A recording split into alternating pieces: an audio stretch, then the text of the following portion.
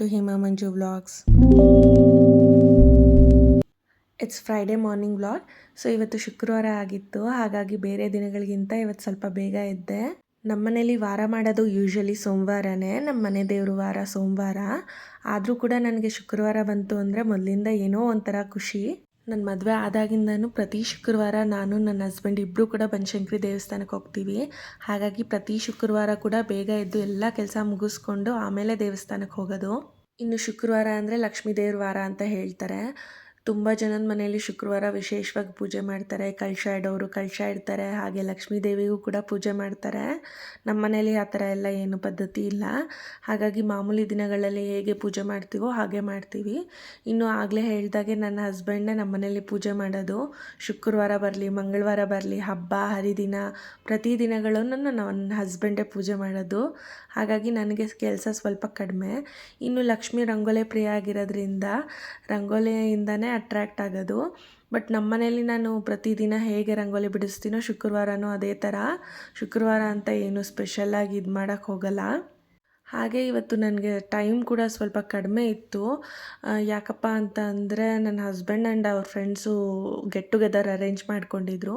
ತುಂಬ ದಿನಗಳಿಂದ ಫಿಕ್ಸ್ ಮಾಡ್ಕೊಂಡಿದ್ರು ಆ್ಯಂಡ್ ಡೇಟ್ ಕೂಡ ಫಿಕ್ಸ್ ಆಗಿತ್ತು. ಬಟ್ ಅಂದ್ಕೊಳ್ದಿರೋ ಪಾಪು ವ್ಯಾಕ್ಸಿನೇಷನ್ ಕೂಡ ಇದೇ ಟೈಮಲ್ಲಿ ಬಂತು. ನನಗಂತೂ ಹೆಂಗೆ ಹ್ಯಾಂಡಲ್ ಮಾಡ್ತೀನೋ ಅಂತ ಅಂದ್ಬಿಟ್ಟು ಸ್ವಲ್ಪ ಟೆನ್ಷನ್ ಆಗಿತ್ತು. ಹಾಗಾಗಿ ನನ್ನ ಫ್ರೆಂಡ್ನ ಮತ್ತು ನಮ್ಮ ಅಮ್ಮನ ಕೂಡ ಕರೆದಿದ್ದೆ ಹೆಲ್ಪ್ಗೆ ಅಂತ ಹೇಳಿಬಿಟ್ಟು. ಇನ್ನು ನಮ್ಮ ಮನೇಲಿ ನಾನು ಅತ್ತೆ ಕೂಡ ಬೆಳಗ್ಗಿಂದನೇ ಎಲ್ಲ ರೆಡಿ ಮಾಡ್ಕೊಳ್ತಾ ಇದ್ವಿ. ಆದರೂ ಕೂಡ ಸ್ವಲ್ಪ ಟೆನ್ಷನ್ ಇತ್ತು, ಹೇಳಿದ ಟೈಮ್ಗೆ ಊಟ ಅರೇಂಜ್ ಆಗುತ್ತೋ ಇಲ್ವೋ ಅಂತ. ಯಾಕಂದರೆ ಒಂದು 5 ಜನಕ್ಕೆ 10 ಜನಕ್ಕೆ ಅಂದರೆ ಟೆನ್ಷನ್ ಇರಲ್ಲ. ಸುಮಾರು ಒಂದು 40 ಜನಕ್ಕೆ ಐಟಮ್ಸ್ ಮಾಡಬೇಕಾಗಿತ್ತು. ಮತ್ತು ನಮ್ಮ ಮನೇಲಿ ಕೆಲವೊಂದು ಐಟಮ್ಸ್ನ ಮಾಡಬೇಕಾಗಿತ್ತು. ಯಾಕೆ ಅಂತಂದರೆ ಕೆಲವೊಬ್ಬರು ಬ್ಯುಸಿ ಇದ್ದಿದ್ದರಿಂದ ಸೊ ನಮ್ಮ ಮನೇಲೇ ಜಾಸ್ತಿ ಐಟಮ್ಸ್ನ ಮಾಡ್ತಿದ್ವಿ. ಸೊ ಎಲ್ಲರೂ ಕೂಡ ಅವ್ರವ್ರ ಮನೆಯಿಂದ ಸ್ವಲ್ಪ ಸ್ವಲ್ಪ ಐಟಮ್ಸ್ ತರ್ತಿದ್ರು. ನನಗೆ ಮೆನ್ಯೂ ಸ್ವಲ್ಪ ಜಾಸ್ತಿ ಇತ್ತು ಅಂತ ಅನ್ನಿಸ್ತು. ಆದರೂ ಹೇಗೆ ಮ್ಯಾನೇಜ್ ಮಾಡ್ತೀನೋ ಏನೋ ಅಂತ ಅನ್ನಿಸ್ತಿತ್ತು. ನನ್ನ ಹಸ್ಬೆಂಡ್ ಕೂಡ ಬೇಗ ಎದ್ದು ಎಲ್ಲ ಕೆಲಸ ಮುಗಿಸ್ಕೊಂಡು ತುಂಬಾ ಹೆಲ್ಪ್ ಮಾಡಿದ್ರು ಅವರು ಕೂಡ. ಅದಕ್ಕೆ ನಾನು ಕೂಡ ಎಲ್ಲ ಕೆಲಸ ಮುಗಿಸ್ಕೊಂಡು ಬೇಗ ಹೋಗಿ ಎಲ್ಲ ಅರೇಂಜ್ ಮಾಡೋಣ ಅಂತ ಇವತ್ತು 4 ಗಂಟೆಗೆ ಎದ್ದಿದ್ದೆ. ಸೊ ಇಲ್ಲಿ ರಂಗೋಲಿ ಕೆಲಸ ಎಲ್ಲನೂ ಮುಗಿಸ್ಕೊಂಡೆ ನಾನು. ಎಲ್ಲ ಕೆಲಸ ಮುಗಿಸ್ಕೊಂಡು ಮನೇಲಿ ಎಲ್ಲ ಮುಗಿಸ್ಕೊಂಡು ನಾನು ಕೂಡ ಫ್ರೆಶ್ ಅಪ್ ಆಗಿಬಿಟ್ಟು ಆಮೇಲೆ ಕಿಚನ್ಗೆ ಹೋಗೋಣ ಅಂತ ಹೊರಟಿದ್ದೆ. ಸೊ ಕಿಚನಲ್ಲಿ ಫಸ್ಟೇ ನಾನು ಏನೇನು ಬೇಯಿಸ್ಬೇಕು, ಯಾವುದ್ಯಾವುದು ನೆನೆಸ್ಬೇಕು, ಸೊ ಎಲ್ಲ ಪ್ರಿಪರೇಷನ್ಸ್ ಎಲ್ಲ ಫಸ್ಟೇ ಮಾಡ್ಕೊಳ್ತಾ ಇದ್ದೆ. ಇಲ್ಲಿ ನನಗೆ ಮೆನ್ಯೂಲಿ ತುಂಬ ಐಟಮ್ಸ್ ಇತ್ತು. ಅದರಲ್ಲಿ 2 ಥರ ಕೋಸಂಬರಿ, ಒಂದು ಪಲ್ಯ ಇತ್ತು. ಸೊ ಹಾಗಾಗಿ ಫಸ್ಟ್ ನಾನು ಅದಕ್ಕೆ ರೆಡಿ ಮಾಡ್ಕೊಳ್ಳೋಣ, ತುಂಬ ಟೈಮ್ ಹಿಡಿಸುತ್ತೆ ಅಂತ ಅಂದ್ಬಿಟ್ಟು ಕೋಸಂಬರಿಗೆಲ್ಲ ರೆಡಿ ಆಗ್ತಿದ್ದೀನಿ. ಸೊ ಇಲ್ಲಿ ಸ್ವೀಟ್ ಕಾರ್ನ್ಗೆ ನಾನು ಯಾವುದೇ ಥರ ನೀರು ಹಾಕಿ ನೆನೆಸ್ತಾ ಇಲ್ಲ, ಸಾಲ್ಟ್ ಹಾಕಿ ನೀರು ಚಿಮುಕ್ಸ್ತಾ ಇದ್ದೀನಿ. ಯಾಕಂದರೆ ಕೋಸಂಬರಿಲಿ ನೀರು ಬಿಟ್ಕೊಂಡ್ಬಿಡುತ್ತೆ. ಸೌತೆಕಾಯಿ ಕೋಸಂಬರಿ ಕೂಡ ಮಾಡ್ತಾಯಿದ್ದೀವಿ, ಅದಕ್ಕೂ ಕೂಡ ಎಲ್ಲ ಅರೇಂಜ್ಮೆಂಟು ಮಾಡ್ಕೊತಾ ಇದ್ದೀನಿ. ಆ್ಯಂಡ್ ಏನು ಅಂತಂದರೆ ಇವತ್ತು ವೀಡಿಯೋ ಮಾಡಿಕೊಂಡು ಅಡುಗೆ ಮಾಡೋದ್ರಿಂದ ಸ್ವಲ್ಪ ಟೈಮ್ ಕನ್ಸ್ಯೂಮ್ ಆಗುತ್ತೆ ಅಂತ ಅನ್ನಿಸ್ತಿತ್ತು. ಬಟ್ ಏನು ಅಂದರೆ ನನಗೆ ವೀಡಿಯೋ ಕೂಡ ಮಾಡ್ಕೋಬೇಕು ಅಂತ ತುಂಬ ಆಸೆ ಆಗಿತ್ತು. ಹಾಗಾಗಿ ಎಷ್ಟೆಲ್ಲ ಕ್ಯಾಪ್ಚರ್ ಮಾಡ್ಕೊಬೋದೋ ಅಷ್ಟೆಲ್ಲ ಮಾಡ್ಕೊಳ್ಳೋಣ ಅಂತ ನಾನು ಇಲ್ಲಿ ಎಲ್ಲ ಥರ ರೆಕಾರ್ಡಿಂಗ್ಸು ಮಾಡ್ಕೊತಾ ಇದ್ದೀನಿ. ಇನ್ನು ಮೆನ್ಯೂಲಿ 2 ಕೋಸಂಬರಿ, ಒಂದು ಪಲ್ಯ, ಅನ್ನ, ಸಾಂಬಾರು, ರಸಮ್, ಪುಳಿಯೋಗರೆ, ಪಾಯಸ, ಪಾಪಾಡು, ಬೋಂಡ, ಪನ್ನೀರ್ 65, ಹಾಗೆ ಇನ್ನೂ ಒಂದು 2-3 ಐಟಮ್ ಇತ್ತು, ಫ್ರೂಟ್ ಸಲಾಡ್ ಅಂತ ಎಲ್ಲ ಹೇಳಿ. ಸೊ ಹಾಗಾಗಿ ಇದನ್ನೆಲ್ಲ ಪ್ರಿಪೇರ್ ಮಾಡ್ಕೊಬೇಕಾಗಿತ್ತು. ಸೊ ಮೊದಲಿಗೆ ನನಗೆ ಯಾವತ್ತೂ ಇಷ್ಟು ಹೆದರ್ಕೋತಾ ಇರಲಿಲ್ಲ. ಬಟ್ ಯಾಕೋ ಗೊತ್ತಿಲ್ಲ, ಪಾಪುಗೆ ವ್ಯಾಕ್ಸಿನ್ ಹಾಕಿದ್ರಿಂದನೋ ಅಥವಾ ಮಗು ಹುಟ್ಟಿದೆ, ಮಗು ಕೈ ಬಿಡಲ್ಲ, ಮಗು ಎದ್ದು ಬಿಡ್ತಾಳೆ ಅನ್ನೋ ಭಯಕ್ಕೋ ಏನೋ ಗೊತ್ತಿಲ್ಲ, ನನಗೆ ತುಂಬಾ ಒಂಥರ ಇದಾಗಿತ್ತು. ಬಟ್ ನನ್ನ ಹಸ್ಬೆಂಡ್ ಬಂದು ಆಮೇಲೆ ನಾನು ಹೆಲ್ಪ್ ಮಾಡ್ತೀನಿ ಅಂತ ಎಲ್ಲ ಬಂದು ನನಗೆ ಇಲ್ಲಿ ಸ್ವಲ್ಪ ಹೆಲ್ಪ್ ಮಾಡ್ತಾಯಿದ್ರು. ಆಮೇಲೆ ಸ್ವಲ್ಪ ಅಡುಗೆ ಮುಗಿತಾ ಇದ್ದಂಗೆ ನನಗೆ ಸ್ವಲ್ಪ ಧೈರ್ಯ ಬಂತು. ನಾನು ಮೊದಲಿಗೇ ಸಾಂಬಾರು, ರಸಮು, ಪಾಯಸ ಎಲ್ಲ ಮಾಡಿ ಇಟ್ಕೊಂಡ್ಬಿಟ್ಟಿದ್ದೆ. ಹಾಗಾಗಿ ಬೇರೆ ಬೇರೆ ಕೆಲಸಗಳು ಏನೇನಿದೆಯೋ ಎಲ್ಲನೂ ಆಮೇಲೆ ಇಟ್ಕೊಂಡೆ. ಒಗ್ಗರಣೆ ಹಾಕೋದಿಂದ ಹಿಡ್ದಿರ್ಬೋದು. ಮತ್ತು ಇಲ್ಲಿ ಕೇಸರಿ ಬಾತ್ ಅಂತೂ ಫುಲ್ಲು ಲಾಸ್ಟಲ್ಲಿ ಮಾಡಿದ್ದೆ, ತುಂಬಾ ಟೇಸ್ಟಿಯಾಗಿ ಬಂದಿತ್ತು. ರೆಸಿಪಿನ ನಾನು ಆ್ಯಕ್ಚುಲಿ ರೆಕಾರ್ಡ್ ಮಾಡ್ಕೊಂಡಿಲ್ಲ, ಬಟ್ ಇನ್ನೊಂದು ಸತಿ ಶೇರ್ ಮಾಡ್ತೀನಿ ಯಾವತ್ತಾದರೂ. ಆ್ಯಂಡ್ ನನಗೆ ಏನಪ್ಪ ಅಂತ ಅಂದರೆ ತುಂಬ ಜನ ತಿನ್ನೋದಲ್ವಾ, ಸೊ ಎಲ್ಲೂ ಟೇಸ್ಟ್ ವೇರಿ ಆಗಬಾರ್ದು, ತಿಂದವರೆಲ್ಲರೂ ಸ್ಯಾಟಿಸ್ಫೈ ಆಗಬೇಕು. ಯಾಕಂದರೆ ತುಂಬ ಮೆನ್ಯೂ ಇತ್ತು.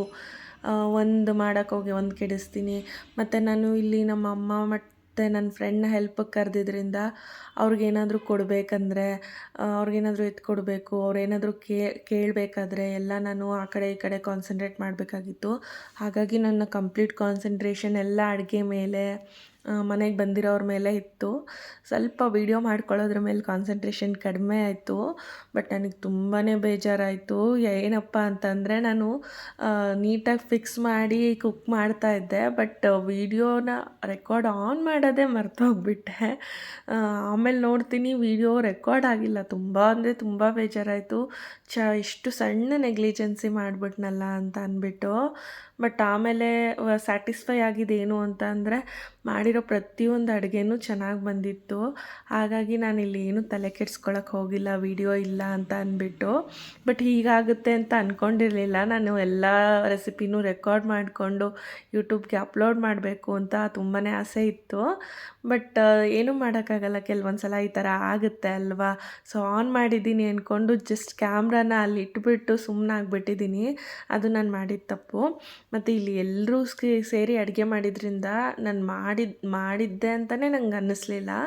ತುಂಬ ಬೇಗ ಆಗೋಯಿತು. ನಾನು ಎದ್ದಿದ್ದು 4 o'clockಗೆ ಆಗಿದ್ದರೂ ಕೂಡ ತುಂಬ ಬೇಗ ಎಲ್ಲ ಕೆಲಸ ಮುಗಿಸ್ಕೊಂಡೆ. ಇಲ್ಲಿ ನೋಡಿ ಬೇಕಾದರೆ ಏನೇನು ರೆಸಿಪೀಸ್ ಇದೆ ತೋರಿಸ್ತೀನಿ. ಪೂರಿ, ಸೊ ಇಲ್ಲಿ ಕೆಲವೊಂದು ಐಟಮ್ಸ್ ಕ್ಲೋಸ್ ಆಗಿದೆ. ಪುಳಿಯೋಗರೆ, ಕೋಸಂಬರಿ, ಪಾಯಸ ನೀಟಾಗಿ ಪ್ಯಾಕ್ ಮಾಡ್ಕೊಂಡಿದ್ದಾರೆ. ಸೊ ಗೆಟ್ ಟುಗೆದರ್ ಅರೇಂಜ್ ಕೊಟ್ವಿ ಅಡುಗೆ ಎಲ್ಲ.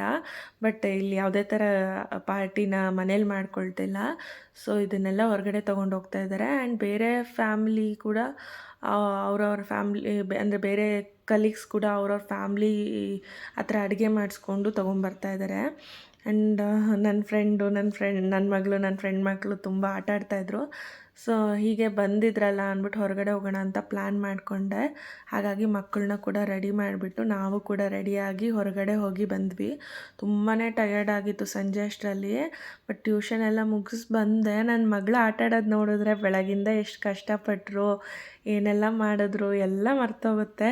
ಅವಳು ನಗು ನೋಡೋಕ್ಕೆ ಒಂದು ಚಂದ. ಹಾಗಾಗಿ ನಾನು ಇಲ್ಲೆಲ್ಲ ಏನೂ ತಲೆ ಕೆಡಿಸ್ಕೊಳ್ದೆ ಮತ್ತೆ ಕಿಚನ್ಗೆ ಹೋದೆ.